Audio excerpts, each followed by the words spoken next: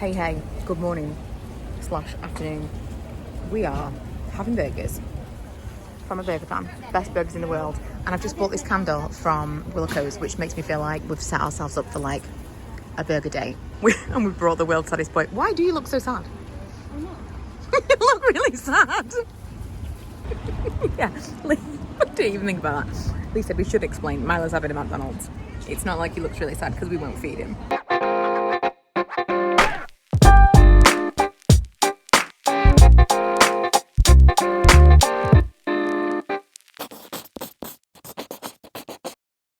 Let's go and have a look in my dad's new shed. Hey, this man knows how to use every inch of space.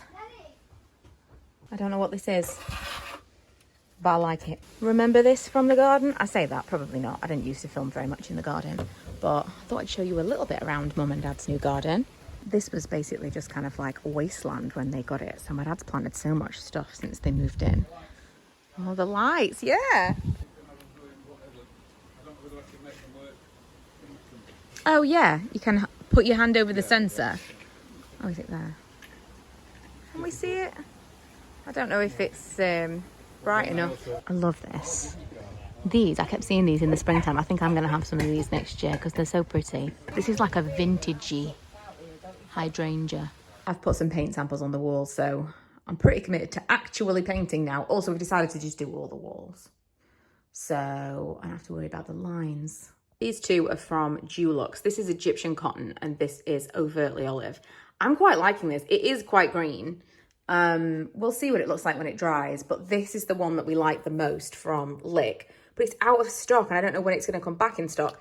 This is a Valspar colour that I thought was really similar to this. But I'm nervous of Valspar because it's all mixed specifically like every single time. And so it makes me a bit scared because what if it's different every time, you know? I'm trying to put it back just so you can see. It is nearly the same. This is crumpled because it was in my bag when I took it to B&Q. But has anyone had any experience with Valspar paint? Would that put you off? Because what if we end up needing more? What if I want more to touch it up, you know? So I'm interested to see what this looks like when it's dry and how close it is to this. Because it's very similar in tone. So we've settled on, I was going to say sumptuous olive. That, I think, was a colour of velvet from Next. It's called Overtly Olive and it is from Dulux and it is more green than I thought we were going, but it is kind of a beige green. If you Google beige green, it's one of the things that comes up and considerably cheaper than the Lick paint. So fingers crossed. Part of me was like, I'm going to do this tonight, and then I realised it's nearly 7 o'clock. I've just walked to B&Q. I'm walking home. This is much heavier than I expected it to be because I got the really big can and it's an uncomfortable walk, but getting enough steps. But I don't think I'm actually going to paint tonight. I think I'm going to show some restraint, have a little bit of discipline, and paint tomorrow. Tomorrow's Sunday. It just makes sense. I actually started listening to Nora Ephron's Heartburn again. I was telling my friend about this the other day, and I thought, oh, I'm going to have to listen to it. I've listened to it maybe 20 times. Would highly recommend. If you're looking for an audiobook, you rather a novel than autobiographies, which I usually listen to, or self-help. It's just so fantastic. She's very dry. It's kind of autobiographical, semi. You can actually read the true story behind it, actually based on her life, read by Meryl Streep. I don't really want to tell you anything else, but it's fantastic and you should definitely listen to it. I've actually put some coats. I mean, it's a mess, but I've put some coats on the hooks now.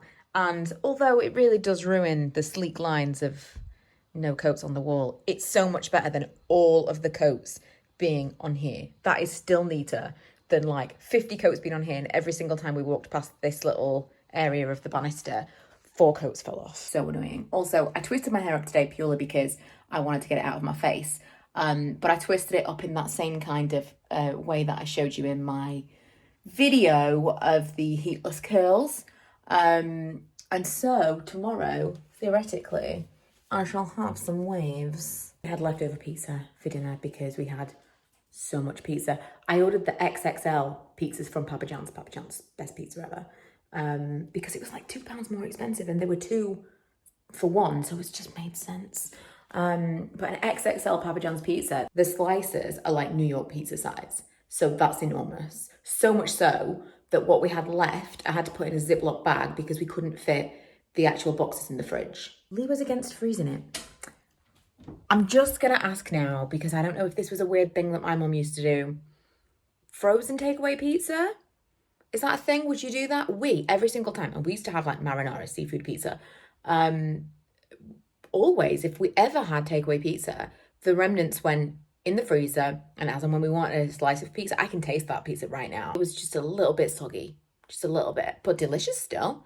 And I just didn't even think of it being weird. And when we had so much pizza, I was like, we should freeze some of this pizza. And Lee was like, no, I don't think so. So is this a thing? Would you freeze pizza? I think we're going to end the vlog there. Would you freeze pizza?